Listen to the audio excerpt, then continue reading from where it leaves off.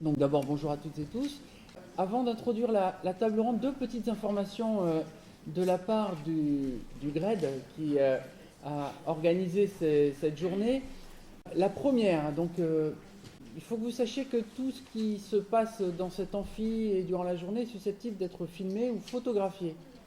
Ça veut donc dire que si vous ne souhaitez pas apparaître sur une photo ou sur les films, il faudrait le préciser à notre dynamique équipe qui se trouve dans le haut de la salle pour leur dire que bon, voilà, vous ne souhaitez pas être photographié. Alors pourquoi est-ce qu'on fait ça? C'est parce qu'il nous a paru important de garder trace de la journée et de pouvoir le publier sur le site académique puisque tous les collègues ne sont pas représentés aujourd'hui. Hein. On a dû inviter uniquement 2 professeurs ou un professeur par lycée. Donc on voudrait que tout le monde puisse en profiter.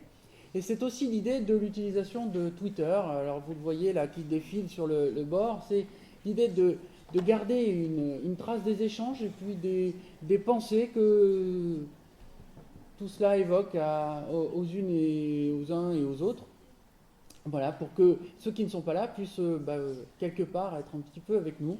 Et c'est aussi, dans ce cadre de cette journée par et pour, d'utiliser donc Twitter pour garder trace et communiquer ce qui se passe à l'extérieur, mais aussi vous permettre de découvrir un outil professionnel, hein, de veille professionnelle qui est Twitter.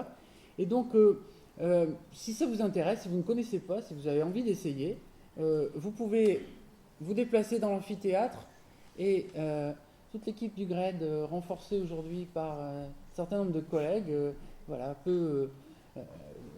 en fait, ils peuvent vous aider donc à prendre en main l'outil, vous inscrire et essayer à faire vous-même vos premiers tweets. Voilà l'idée.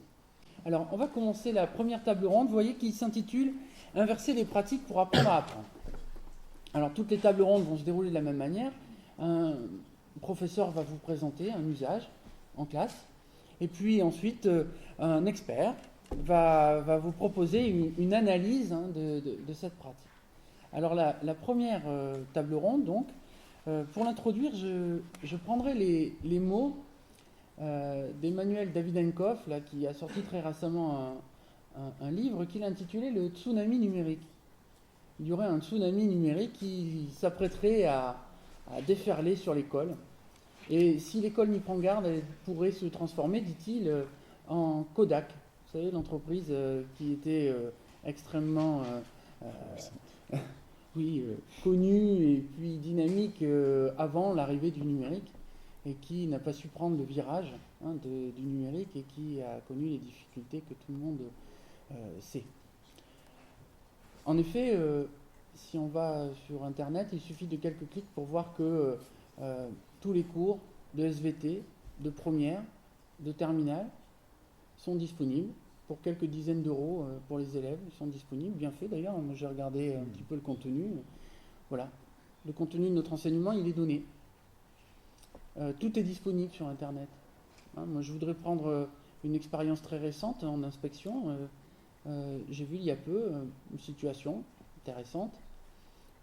Une classe de terminale très intéressée, investie, pose une question à l'enseignant. L'enseignant ne sait pas répondre. C'était une question pointue sur du savoir détaillé. Il ne sait pas.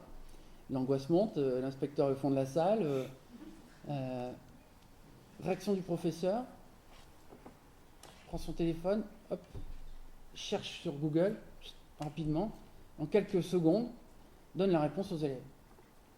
Personne dans la salle n'a été choqué. Ni les élèves, et surtout pas l'inspecteur. Aujourd'hui, c'est normal de faire ça. Et ça fait pas si longtemps que c'est normal de faire ça. Tout le monde fait ça tout le temps. On est en famille, à table, on se pose une question, on ne sait pas, hop, on va chercher.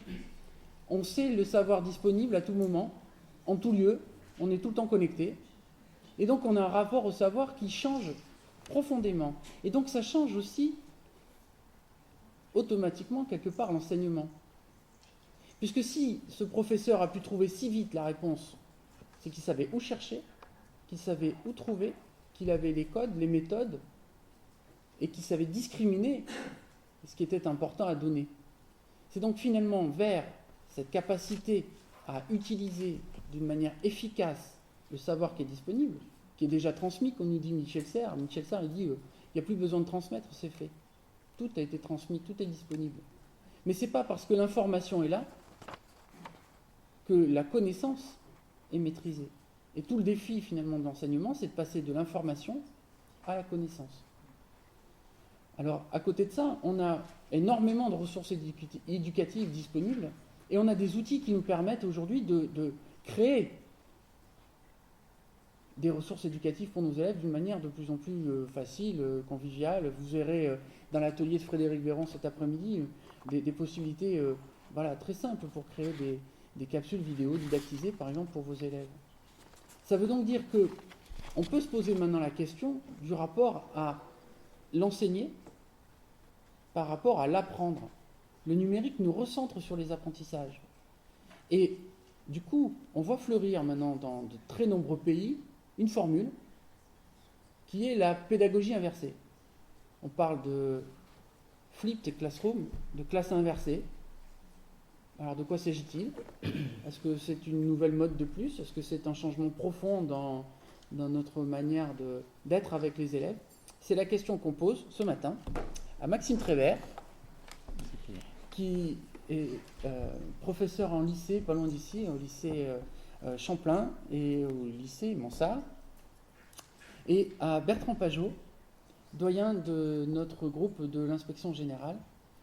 Merci à vous deux d'avoir accepté de relever le défi, et donc on vous écoute sur cette pédagogie inversée. Bonjour à tous, donc merci. Je suis heureux d'être avec vous, donc je suis un peu impressionné malgré la répétition d'hier. Donc je vais quand même essayer d'être clair et audible. Alors, je vais commencer en essayant de vous expliquer pourquoi est-ce que j'ai envie d'essayer cette mode peut-être, ce moyen, donc cet nouvel outil. Donc j'avais fait un certain nombre de constats dans mes cours avant d'être professeur en tant qu'étudiant, puis une fois en place. Donc des constats comme le fait que les élèves qui venaient en cours de SVT ne savaient pas vraiment pourquoi est-ce qu'ils venaient, manque d'intérêt, manque de motivation. Alors une fois qu'on avait réussi à les faire rentrer en classe, eh bien, quand je prévoyais un certain laps de temps de découverte des documents, des outils dans une séance, la réalité c'était que souvent c'était beaucoup plus long que ce que j'avais prévu. Donc ça allait du simple au double. Et puis, c'était donc en fonction des élèves, en fonction de leur niveau, de leur motivation, de leur état de veille, ou encore de leurs difficultés. Et plus ce temps de découverte était important, finalement, moins le temps de raisonnement en classe était important. Ce qui fait que ce raisonnement que j'essayais de développer avec eux, il devenait intéressant 20 minutes avant la fin du cours.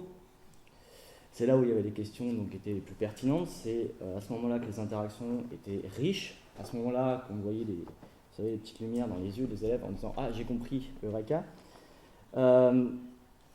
Donc, finalement, le cours, il s'achève lorsque les élèves sont un peu au summum de leur réflexion et donc on a du mal à se quitter.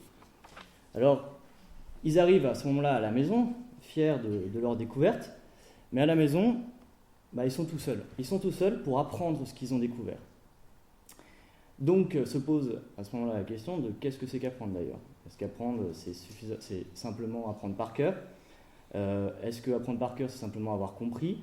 En fait, apprendre, pourquoi faire? Est-ce qu'on leur laisse finalement cette autonomie d'apprendre en leur disant allez-y, maintenant, vous avez ce que vous avez découvert, à vous de l'apprendre.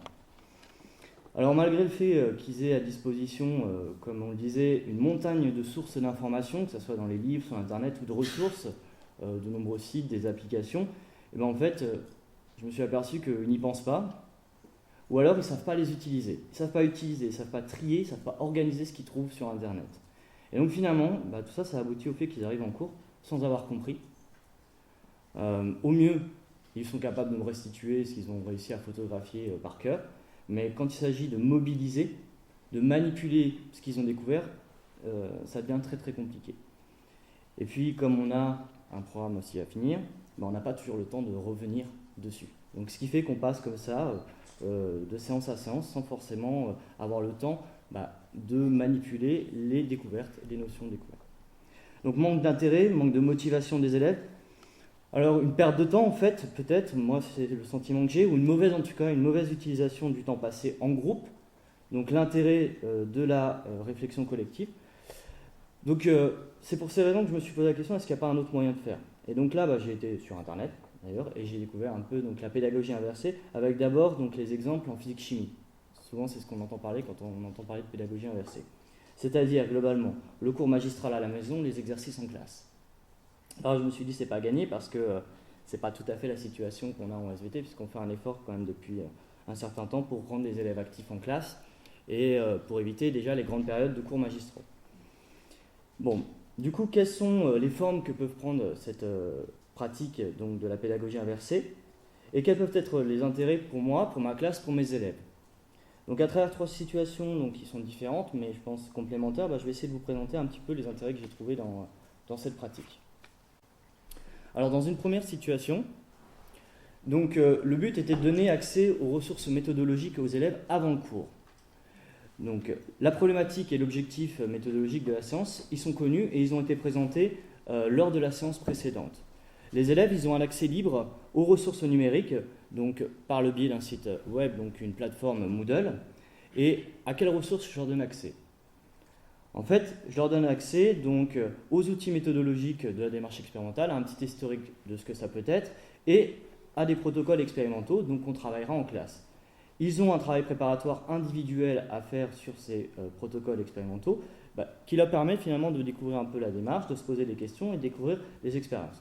Ce travail se fait sur un support numérique, donc un tableur, que les élèves ensuite ils rapportent en classe. Donc ils reviennent en classe avec leur travail. Et l'intérêt de leur donner ces éléments avant, c'est que ça permet en fait à chacun de se poser des questions sur ce qui va être fait. Donc ils arrivent en classe en ayant des questions. Alors en classe, qu'est-ce qu'on fait du coup? Ils arrivent, rapidement, on fait des groupes, donc de 3 à 4 élèves, avec, dans cette expérience-là que je vous raconte, donc là on est chez des secondes sur la partie photosynthèse, je fais des groupes ici différents, des groupes homogènes avec des groupes où il y a seulement des élèves qui ont travaillé avant, des groupes où il y a seulement des élèves qui n'ont pas travaillé avant, et puis des groupes hétérogènes, pour tester, pour voir ce qui se passe. Alors les élèves, je leur rappelle les attendus, donc la production commune qu'ils doivent produire, et puis ils se mettent au travail. Il n'y a pas de cours magistraux. Les élèves, ils ont accès à leur travail personnel, aux ressources méthodologiques auxquelles ils avaient déjà accès à la maison, ils ont accès au matériel expérimental cette fois, et à des ressources techniques, ordinateur, appareil, photo. Ils vont confronter en fait leur travail, ils vont confronter leurs réflexions, et leurs échanges, de ce que j'ai pu observer, ils sont forcément en fait, nourris de leur lecture des outils, de leurs questions relatives à la compréhension de la démarche. Et finalement, l'apprentissage, il devient réellement collaboratif. Et ça permet d'avoir près de 2/3 du temps de la séance qui est consacré à ces échanges et à cette construction. Donc là, on pourrait se poser comme question, qu'est-ce que moi je fais pendant ce temps-là? Moi, j'observe. J'observe les groupes, j'observe les individus. J'interviens uniquement avec les groupes. Je n'interviens plus devant toute la classe. Donc je réponds aux questions, que ce soit des questions de connaissances, de méthodes, de techniques, ou alors je propose aux élèves des ressources qui leur permettent d'y répondre, ou encore je les invite à réfléchir aux ressources qui vont leur permettre de trouver la réponse à leurs questions. Je fais quoi d'autre? Je vais contribuer finalement à l'avancement de la réflexion collective du groupe, et je vais leur apporter des aides, des conseils sur des processus pour échanger, pour travailler ensemble, pour mieux s'écouter. Donc, j'explique en fait uniquement à discrétion l'utilisation des outils, quand je vois qu'ils ne sont pas capables de se l'expliquer entre eux, ou qu'il y a des erreurs. J'évalue à ce moment-là, en séance, l'attitude, l'implication, et puis a posteriori, j'évalue donc leur production et la capacité donc, à exploiter l'expérience. Alors, en résumé, qu'est-ce qui se passe dans cette situation? Du coup, découverte des outils méthodologiques à la maison. Et dans un deuxième temps, le cours est consacré à apprendre à utiliser les outils méthodologiques en échangeant entre pairs avec le professeur, donc avec moi-même, et en co-construisant finalement la réponse aux problèmes posés. Quels sont les avantages que j'ai trouvés? Il y a beaucoup plus de questions personnelles à l'entrée en classe, avec un intérêt d'être actif en classe. De la motivation pour le travail, qui va de pair, un temps de travail en autonomie qui est beaucoup plus important dans cette séance, et des interactions nourries et approfondies. Et là, ce qui est intéressant, c'est qu'en fonction du type de groupe, ces interactions, elles ont varié en nature et en intensité. Dans les groupes où les élèves avaient tous préparé le travail, les interactions sont beaucoup plus importantes, beaucoup plus approfondies et beaucoup plus immédiates. Dans les groupes où il n'y avait que des élèves qui n'avaient pas travaillé avant, donc finalement dans une situation normale, classique, le temps d'interaction entre les élèves apparaît beaucoup plus tardivement, le temps pour eux de découvrir les outils. Et il est beaucoup moins approfondi, ça reste sur des questions beaucoup plus superficielles. Les groupes intermédiaires, on y reviendra après, donc où il y avait hétérogène, donc où il y avait à la fois des élèves qui avaient préparé et des élèves qui n'avaient pas préparé, c'est les groupes où en fait ces élèves qui n'avaient pas préparé ont le plus bénéficié du travail des autres. Donc j'y réfléchis pour après. Alors enfin, ça permet le fait de passer par groupe, d'être accessible à chaque élève et de ne pas avoir la nécessité de capter l'attention de 18 élèves en même temps. Ça permet d'aider de façon beaucoup plus personnalisée chaque élève. Voilà pour la première situation. Alors deuxième situation, donc cette fois-ci on est avec des premières L, première LES, j'ai essayé les deux, dans le thème qualité et innocuité des aliments. Donc l'idée, c'est de les faire débattre autour du problème avant le cours. Donc avant la séance, donc une séance préliminaire, j'introduis le débat, le thème du débat, on répartit les rôles et je présente à la fois l'outil et les ressources auxquelles ils ont accès. Ces ressources, donc ici un forum en fait de nouveau sur la plateforme Moodle et derrière un formulaire pour des observateurs, évaluateurs qui peuvent remplir sur Google. Eh bien, ces ressources elles sont accessibles pendant 3 semaines. Les élèves, ils vont avoir accès à des ressources, mais ils vont également pouvoir aller rechercher des informations dans les ressources qu'ils pourraient trouver sur Internet, dans les livres, ailleurs. Et ils vont débattre comme ça, ils vont argumenter autour d'un sujet durant tout ce temps. Moi, qu'est-ce que je fais pendant ce temps-là? Toujours avant la séance, à proprement parler, je vais analyser ce débat. Je vais regarder tous les échanges qui se font pour relever les notions donc, du programme qui m'intéressent, donc qui ont été abordées. Donc pour trier ce qui a été abordé, pour trier ce que je vais devoir aborder, pour trier ce qui a été abordé mais de façon erronée, ce qui n'est pas compris, ce qui n'est pas clair. Et je vais regarder également les erreurs et les formes d'arguments. Tout ça, ça va me permettre en fait d'organiser donc, les situations d'apprentissage à partir et sur la production des élèves. Ça va me permettre de cibler à la fois les connaissances à reprendre et la façon dont je vais pouvoir retravailler l'argumentation. Donc ça se fait avant la séance. Pendant la séance. Donc pendant la séance, il y a tout d'abord un temps de retour collectif sur le débat. Donc je précise, là pour le coup, j'ai une classe à 24 élèves, c'est plus facile qu'à 35. Donc en fait, on recueille les avis, les ressentis, les questions qui se posent, et vous allez voir, il y a une évolution. Donc en fait, ça part de qui a gagné, qui a raison, un argument vaut-il plus qu'un autre, mes concurrents ont-ils dit la vérité, finalement, argumenter, est-ce que c'est persuader? Et au fil de la discussion, il y a un débat qui s'organise autour du débat et qui permet d'engager une réflexion sur la structure des arguments et sur les sources d'informations utilisées. Comment organiser les informations prises sur Internet? Comment les vérifier? Comment en faire des arguments? À partir de ces questions, il y a un travail qui est organisé sur plusieurs séances. On se met d'accord entre ce qui sera fait en classe, ce qui sera fait à la maison. Donc on planifie le travail. Et puis on engage un travail sur la structure des arguments. Et les élèves sont à nouveau répartis en groupes de 2-3. Les élèves, ils ont pour mission de retravailler les échanges du débat. Ils doivent relever les arguments sur le forum et comparer leur structure pour mettre en évidence des points communs, des différences, déterminer s'ils sont valides ou invalides en expliquant leur choix. Et l'objectif est qu'ils soient capables de commenter et de reconstruire des arguments valides. Ils ont à disposition pour cela les échanges, donc le forum, leur propre production, et une ressource qui explique qu'est-ce que c'est qu'un argument valide. Donc moi, qu'est-ce que je fais pendant ce temps-là? Eh bien, j'organise donc le retour collectif du débat, puis je chapeaute l'avancée des réflexions collectives de chaque groupe en répondant, en suscitant des questions et ou en les invitant à reformuler leurs besoins, leurs interrogations pour mieux cibler les difficultés et donc les aider de façon plus individualisée. Alors, je vais vous présenter un exemple de reformulation. Donc ici, un groupe d'élèves qui a pris un argument sur le forum et qui a jugé que cet argument n'était pas valide parce qu'il n'y avait pas de conclusion au niveau de sa structure. Ce qu'ils ont proposé, c'était une reformulation de cet argument qui présente une conclusion et des éléments qui permettent de passer des prémices à la conclusion. Alors, en résumé, finalement, découverte et échange d'informations à la maison. Le travail en classe, il est centré sur apprendre à reconnaître et à construire un argument. Les échanges et confrontations entre pairs. Quels sont les intérêts que j'y ai vus ? Des questions personnelles avant et à l'entrée en cours beaucoup plus importantes. Des interpellations dans le couloir, des emails. Monsieur, vous avez vu ce qu'il a mis, est-ce que c'est vrai ? De la motivation pour le travail, de la motivation, oui en fait. Pourquoi ? Parce que on travaille sur leur production. Donc ils la connaissent déjà avant d'arriver en classe. Ils savent les échanges qu'ils ont eus. De la cohérence entre activités proposées et les difficultés des élèves, puisque j'ai ciblé finalement les notions qui n'avaient pas été abordées, les notions qui avaient posé des difficultés, et j'ai ciblé les exemples sur l'argumentation à partir de leur production. Et puis une valorisation, parce que je ne m'attendais pas à ça, mais des compétences et du travail de certains élèves qui par ailleurs sont très discrets en classe, mais qui se sont révélés être extrêmement compétents sur Internet et sur le forum, extrêmement participatifs.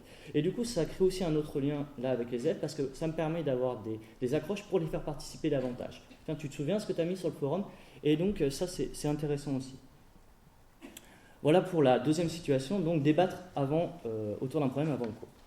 La dernière situation que je veux vous présenter, c'est accéder aux connaissances avant le cours. Alors, la problématique de la séance, à nouveau, elle a été introduite avant cette séance et elle s'inscrit dans une démarche à la suite de la découverte des niveaux d'observation de la biodiversité et d'une sortie au Muséum d'histoire naturelle. Donc, vous l'aurez compris, on est chez les secondes.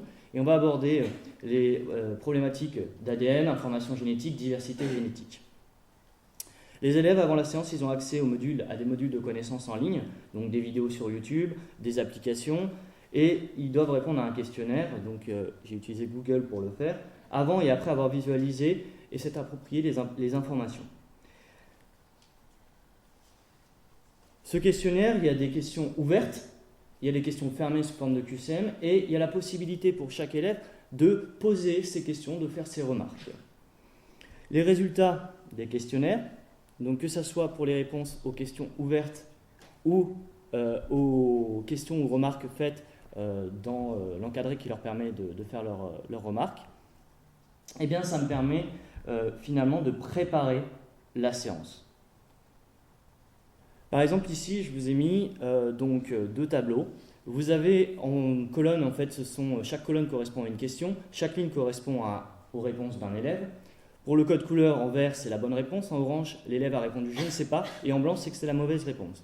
Vous avez en haut les réponses d'une partie des élèves avant d'avoir visualisé les modules. Et puis, en dessous, après avoir visualisé les modules. Et donc, cette analyse déjà globale me permet de hiérarchiser, de voir ce qui est passé par le biais de la connaissance et de voir ce qui n'est pas passé. Ce qui me permet de fixer des priorités et de hiérarchiser ce que je vais aborder en cours.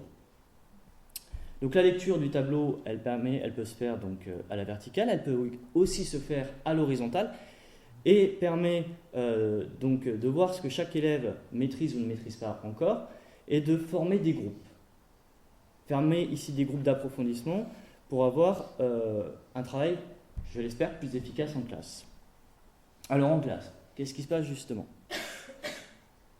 Donc le temps de classe, il est utilisé pour apprendre une méthode qui permet de manipuler, de mobiliser et de faire des liens entre les notions qui sont difficiles, on le sait tous, structure, fonction d'ADN, mutation, allèle. Donc les élèves, ils travaillent en groupe d'assimilation de 3 à 4 élèves et l'activité, elle s'organise autour d'un jeu qui permet donc de mettre en relation les notions. Ils ont accès à des ressources diverses et variées qui sont au centre de la classe et auxquelles ils peuvent venir chercher, redéposer. C'est des ressources qui, pour la plupart, auxquels ils ont accès à la maison.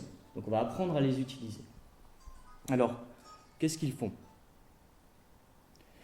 D'abord, ils vont tirer au sort 2, 3, 4 mots au hasard parmi un lot de mots du thème que j'aurais attribué au groupe. Ces mots, ils vont dans un premier temps être invités à en faire une synthèse individuelle, donc à mettre sur papier leur représentation, les liens qu'ils vont pouvoir faire entre ces mots. Ensuite, au sein du groupe, ils vont confronter leur représentation. Vous voyez d'ailleurs qu'il y en a qui écrivent davantage, d'autres qui commencent à faire des schémas. Donc c'est varié et ça fait naître un débat. Dans la majorité des cas, ils ne sont pas d'accord. Ce qui permet d'engager en fait une recherche d'informations et d'arguments dans les ressources à disposition. quelles ressources je vais utiliser, comment est-ce que je vais l'utiliser pour pouvoir vérifier ce que je suis en train d'apprendre. Une fois cette phase de recherche d'arguments et d'informations établie, eh bien, ils arrivent à construire une synthèse commune. Une fois qu'ils ont réussi à construire une synthèse commune autour de 2 ou 3 mots, eh bien, ils en piochent un 4e, un 5e, et comme ça, ils apprennent à construire des réseaux d'idées, qui est un moyen d'apprendre à manipuler les notions. Alors, à nouveau, qu'est-ce que je fais moi ? Bon. Je suis là en fait comme ressource. Comme ressource, comme aide, je suis là uniquement pour aider les élèves en groupe. Je réponds à leurs questions, je les amène à se questionner sur leurs difficultés et je les aide à rechercher là où les ressources qui leur permettent de trouver la solution. Alors j'évalue aussi en fin de séance. Cette fois-ci, c'est sous forme d'un petit QCM. Et là, j'ai sélectionné 6 questions fermées que j'avais posées avant la séance qui posaient problème, que j'avais évaluées comme étant prioritaires. Vous avez sur ce graphique donc les 6 colonnes pour les 6 questions. En orange, vous avez les taux de réponse pour chaque question avant la séance. Ce que j'ai entouré, c'est en fait le pourcentage de bonnes réponses. En violet, vous avez les taux de réponse pour ces mêmes questions après la séance. Et à nouveau, j'ai entouré donc les taux de bonnes réponses. Alors, je vous l'accorde, on n'est pas à 100%, je n'en espérais pas autant. Néanmoins, je constate que cette forme de séance, ce moyen, a été utile et les élèves l'ont appris. Ils ont appris en cours. D'ailleurs, il y a des choses qui ne sont pas forcément évaluables sous forme de chiffres que je vais vous présenter après. Ce sont les remarques des élèves. Alors, qu'est-ce qu'on va retenir dans cette situation ? La découverte des notions se fait à la maison. En classe, le travail permet d'apprendre à vérifier, à mémoriser et à manipuler les notions en échangeant et en se confrontant avec ses pairs. Avantage que j'y ai perçu, plus de questions personnelles avant, à nouveau, et à l'entrée en classe. Plus de motivation pour le travail parce qu'ils viennent avec des questions. Et ils ont le sentiment qu'on va répondre à leurs questions. Plus de possibilités pour assimiler à son rythme les connaissances puisque les élèves peuvent voir les vidéos, utiliser les applications comme bon leur semble, à l'heure auquel ils sont disponibles, et autant de fois qu'ils veulent. Enfin, c'est plus d'être personnalisé aussi, puisque je passe plus de temps en groupe. Cette séance, c'est sur 1h30, c'est 1h20 de travail en groupe. Voilà. Je voulais vous présenter deux remarques d'élèves. Donc Alice, qui est une bonne élève. Alors c'est mieux, elle me dit, c'est mieux quand on sait ce qu'on va faire en cours, ça nous permet de préparer des questions et de venir avec notre travail. En cours normal, on découvre les choses, mais on doit les apprendre à la maison tout seul, alors que là, on apprend en classe. Je vous laisse y penser. Et puis Morgane, qui n'est pas une excellente élève, elle me dit, moi je préfère quand on découvre les choses à la maison parce que je peux me poser des questions. J'aime bien quand en classe, on vérifie, on corrige en recherchant avec les autres. J'ai plus l'impression de sortir de classe en ayant appris. Donc en fait, le temps de latence de ce qu'ils ont vu avant permet de faire naître des questions avant d'arriver en classe. Voilà. Alors en conclusion, la pédagogie inversée, comment je l'aperçois ? C'est un moyen qui permet de faire naître le questionnement et la réflexion avant le cours, afin d'optimiser le temps de classe pour la réflexion collective et l'apprentissage collaboratif. Alors c'est un moyen parmi d'autres, qui permet de favoriser la motivation et l'implication des élèves, puisqu'on va faire attention à ce qu'ils font, et au final, qui va permettre, je pense, de faciliter la réussite de ces élèves. C'est un moyen qui, pour un certain niveau, est simple à mettre en œuvre. Et ce qui est intéressant, c'est que ça valorise beaucoup nos actions. En tout cas, moi, j'ai eu le sentiment-là d'être utile en classe parce que je réponds aux questions des élèves. Ils sont beaucoup plus motivés pour venir et j'ai l'impression qu'ils sont contents de repartir en ayant appris des choses. Alors il y a du pour, il y a du contre, il y a eu des essais réussis, ce que je vous présente, il y a eu d'autres choses à améliorer. Bon, tout ça, de quoi alimenter évidemment le débat et les questions. Voilà, je vous remercie de votre attention.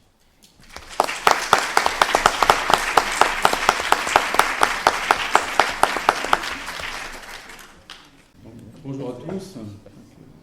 Vincent Debert a eu le tort de me qualifier d'expert parce que j'ai l'impression que l'expertise, elle est de ceux qui réalisent, et ce que vient de montrer Maxime Trébert en un bel exemple, et de tous ceux ici présents qui testent des choses autour du numérique dans leur classe. Parce que moi, mon niveau d'expertise en numérique, Vincent s'arrache les cheveux. À chaque fois, il essaie de me convaincre de m'inscrire sur Twitter. J'en suis strictement incapable.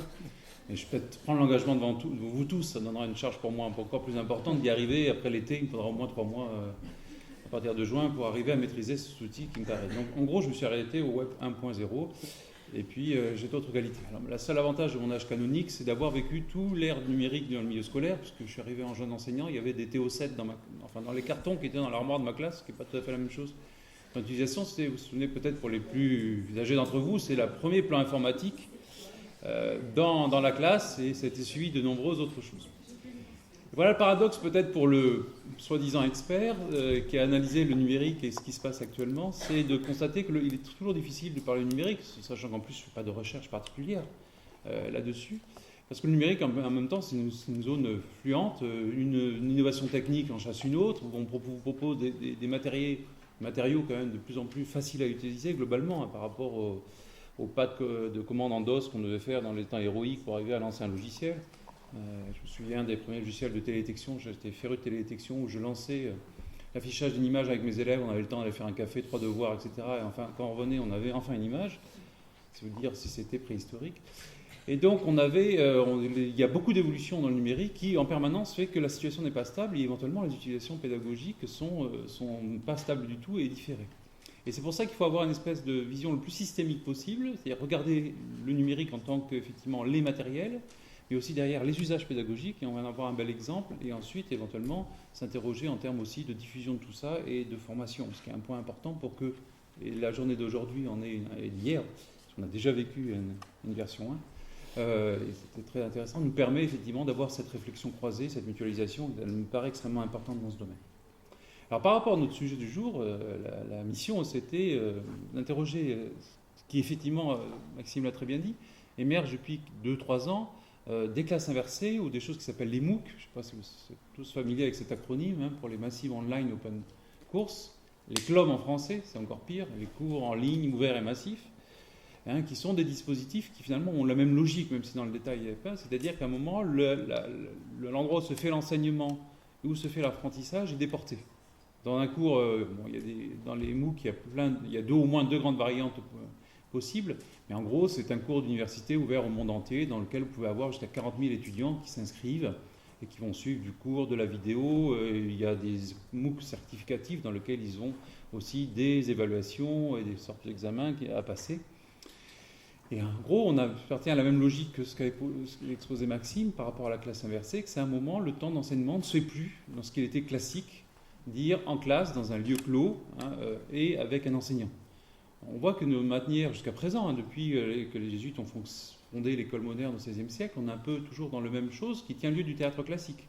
Enseigner, c'est unité de lieu, de temps et d'action. D'accord ? Puisque vous êtes dans une classe avec une classe entière et l'enseignant enseigne. Ça, jusqu'à présent, tout va bien, avec les répercussions, ce que ça a en termes tout simplement d'organisation horaire. Vous souhaitez à peu près que vous soyez à peu près dans la même classe que vos élèves au même moment, parce que sinon, ça ne va pas bien le faire. Et on voit l'avantage du numérique, éventuellement, si vos élèves sont dans un autre bâtiment. Mais litote mis à part, on voit que cette question de l'enseignement était très claire. On a tous été d'anciens élèves, on est tous une pratique, c'est qu'on fait un métier qu'on a vu aussi devant nos yeux pendant très longtemps. Ce qui, pour un biologiste, interroge toujours sur la notion d'empreinte, ou des choses comme ça, qui éventuellement aussi peut expliquer un certain nombre de résiliences de modèles pédagogiques. Mais hormis ça, on va pas revenir sur du behaviorisme de base. Ce qui nous intéresse, c'est regarder l'autre face. L'autre face, c'est l'apprenant, c'est l'élève, je préfère élève qu'apprenant, mais qui avait à gérer chez lui aussi une unité de temps, de lieu et d'action, c'est-à-dire apprendre chez lui. Il est tout seul, il n'a pas l'enseignant, et il est face à ces questions. Et les dispositifs de classe inversée ou de MOOC, ça inverse la logique de ça. C'est-à-dire qu'effectivement, on va déporter l'enseignement pour l'élève chez lui. Et il va introduire, comme Maxime l'a montré avec divers exemples, il va être interrogé, il va pouvoir consulter des protocoles, etc. Et on consacre à l'espace classe où est l'enseignant l'utilisation de ses connaissances, a priori, si on reste dans ce terme de ressources, Donc on voit que ce qu'on peut appeler un dispositif pédagogique, un dispositif c'est quoi? C'est ce que vous manipulez, vous avez une stratégie pédagogique qui est en gros votre progression annuelle, pour faire un peu caricatural, vous avez des méthodes pédagogiques, vous donnez plein de choses en ressources. Le numérique permet effectivement de rebattre les cartes de cette organisation classique pour explorer d'autres pistes. Et c'est ça qui est intéressant parce que si on regarde bien, en étant, de manière très caricaturale, on pourrait appeler ça, et puis on a toujours tendance, et notamment dans l'après, des fois de dire c'est un peu révolutionnaire. Vous savez que les biologistes, par nature, on aime plus l'évolution que la révolution. C'est un élément de base de notre perception. Et donc, on a l'impression d'inverser fortement les choses, mais on verra avec des exemples en SVT tout à l'heure, c'est pas si inversé que ça. Parce que d'abord, Maxime l'a bien dit, on a toujours tendance en SVT à vouloir mettre nos élèves en activité. Et puis ensuite, il y a des choses qu'on a déjà projetées en faisant réfléchir nos élèves dans toutes nos démarches pédagogiques, mais j'y reviendrai tout à l'heure. Ce qui est intéressant, me semble-t-il, dans cette pédagogie inversée, c'est que ça, avant tout, ça interroge sur un certain nombre de choses. D'abord, effectivement, où est le savoir? Et Vincent, dans ses propos indicatifs, l'a dit. Ce qui frappe dans notre époque, c'est que le savoir est partout. Il est partout avec des gens qui le portent plus vite que nous, avec d'autres moyens que nous.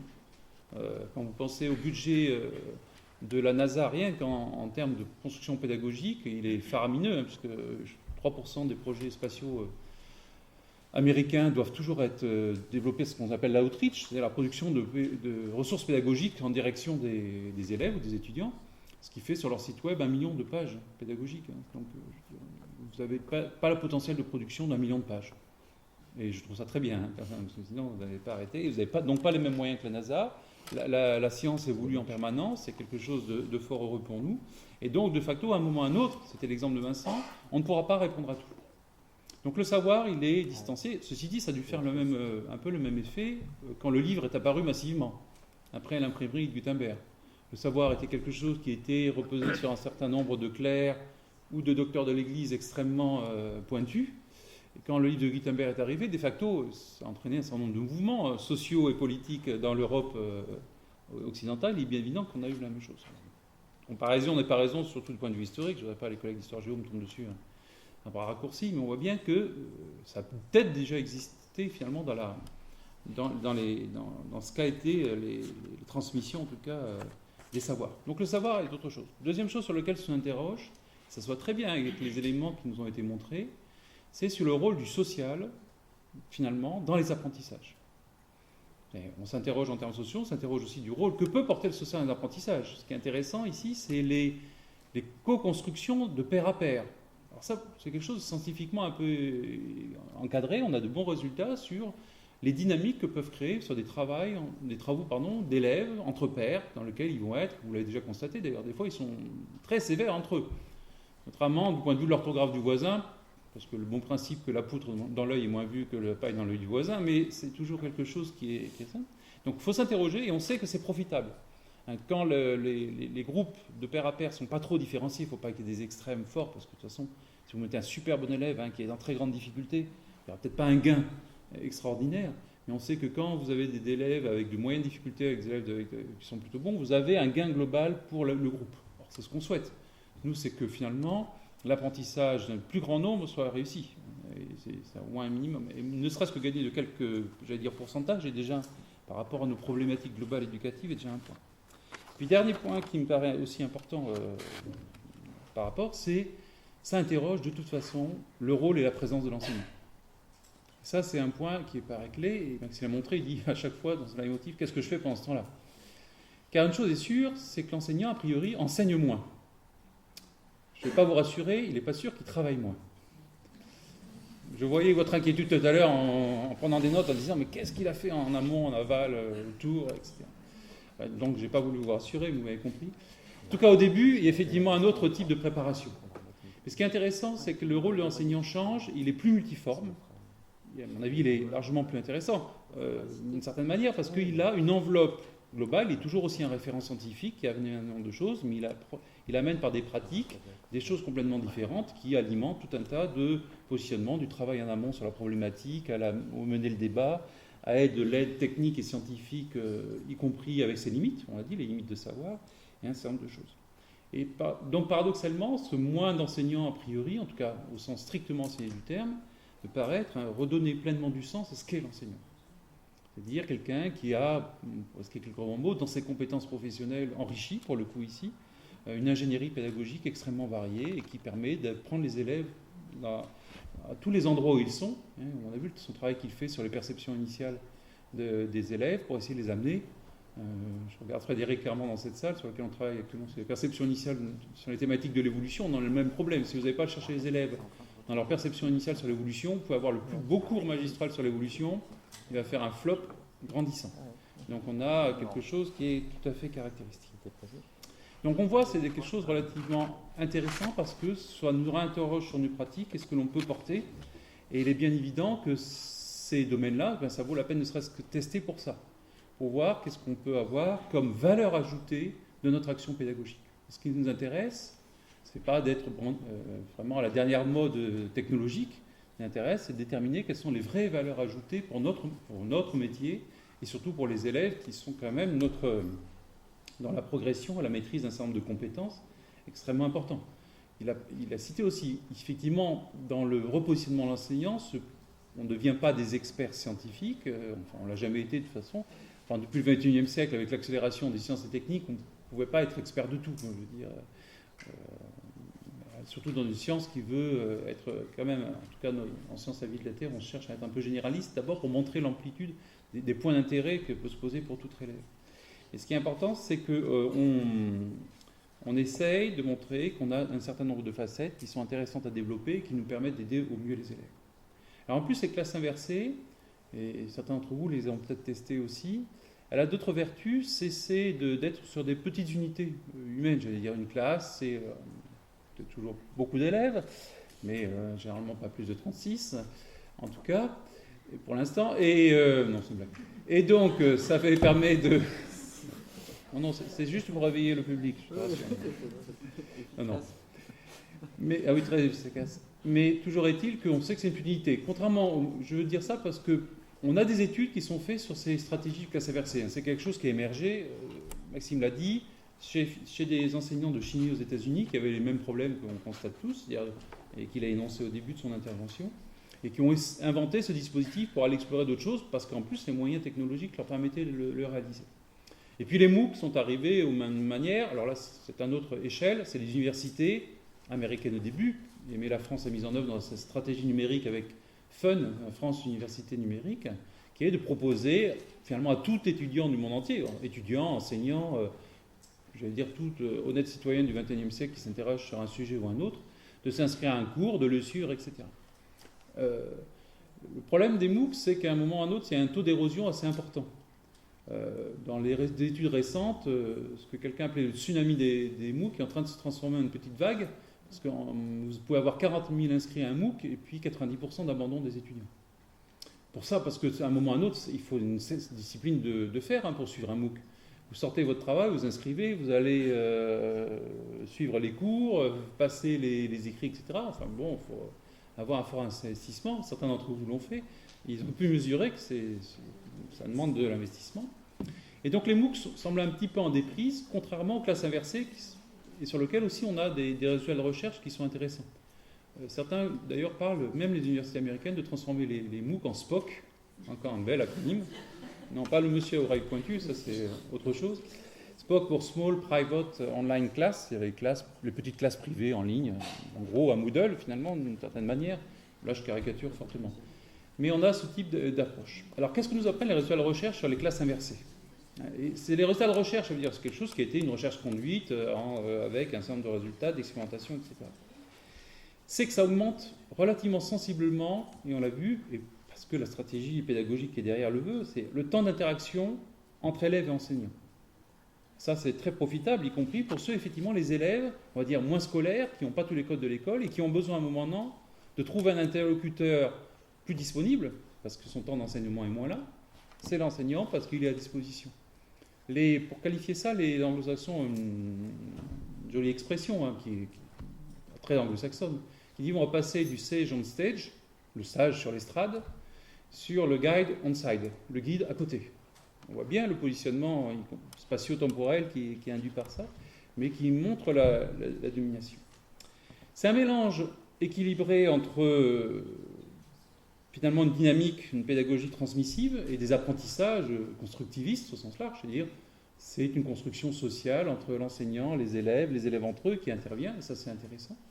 De facto, l'enseignant enseigne moins, et ce qu'on espère, c'est que les élèves travaillent plus. On est toujours frappé, Vincent signait un exemple d'inspection. En inspection, moi ce que je suis toujours frappé, c'est l'énergie démente que vous mettez à activer votre classe. C'est-à-dire paradoxalement, celui qui travaille le plus, c'est vous.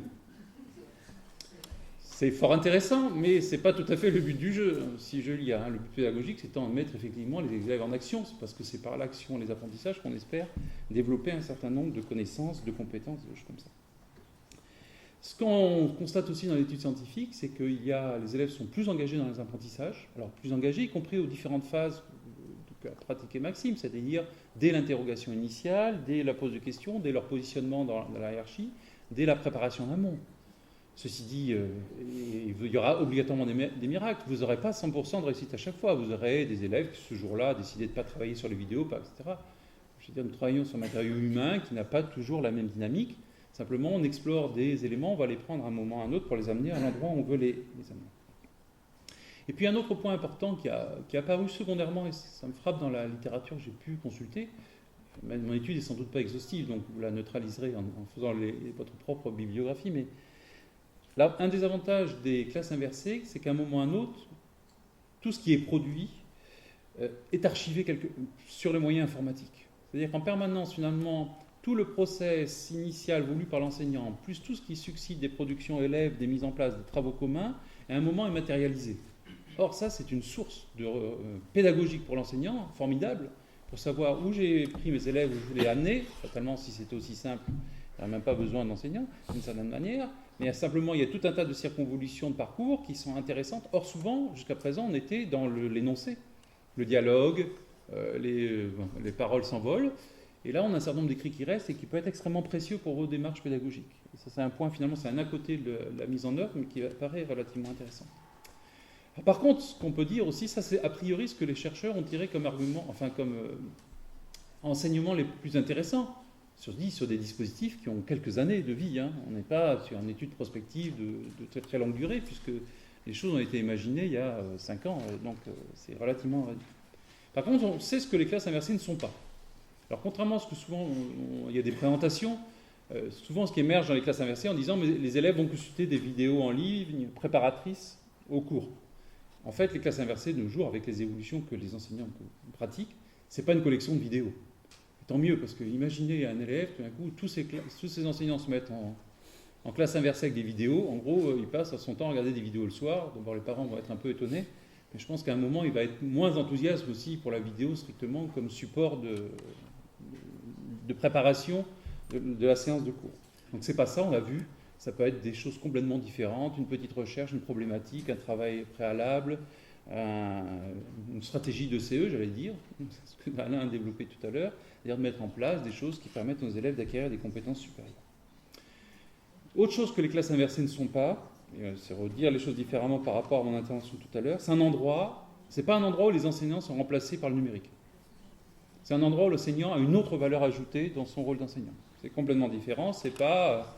Vous savez, une espèce de dialectique toujours un peu problématique autour du numérique. On dit soit il y a du numérique, il n'y aura plus d'enseignants, et on peut très bien enseigner sans numérique de nos jours.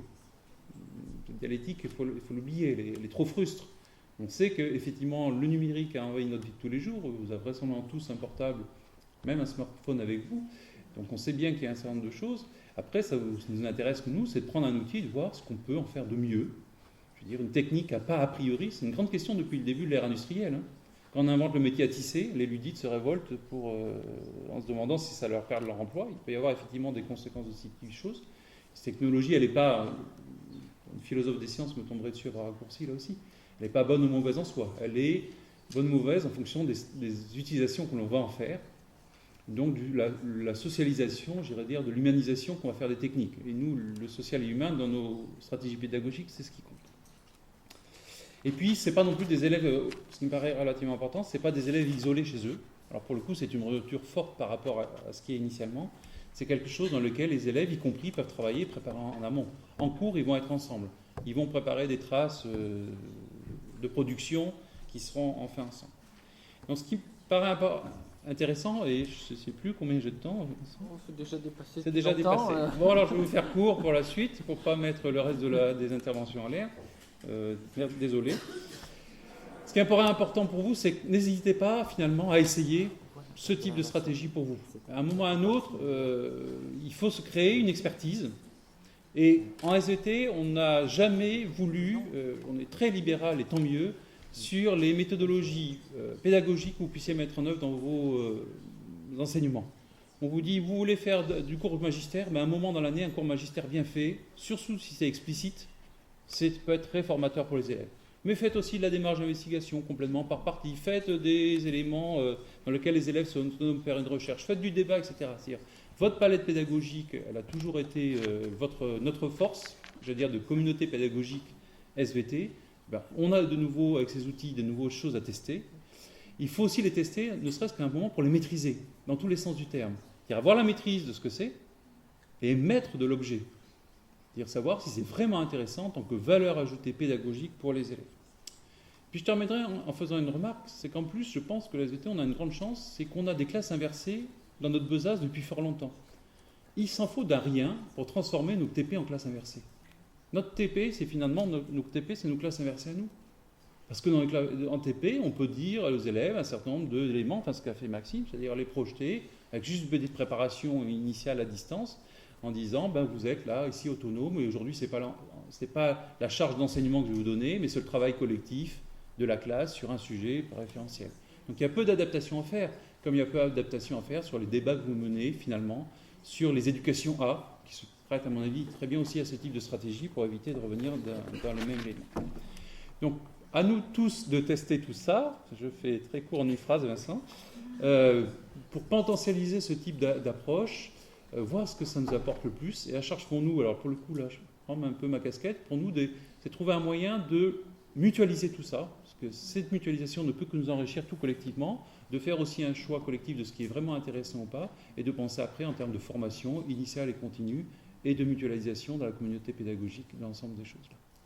Merci à tous.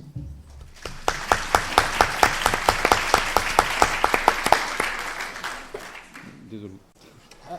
Pour ceux qui étaient là hier, on a un magnifique exemple de classe inversée avec du coup un expert qui est un petit peu plus long qu'hier parce que on voit bien l'impact d'avoir vu le film une première fois. Désolé. Non, mais je trouvais que c'était intéressant de rebondir sur cet exemple-là pour ceux qui étaient là.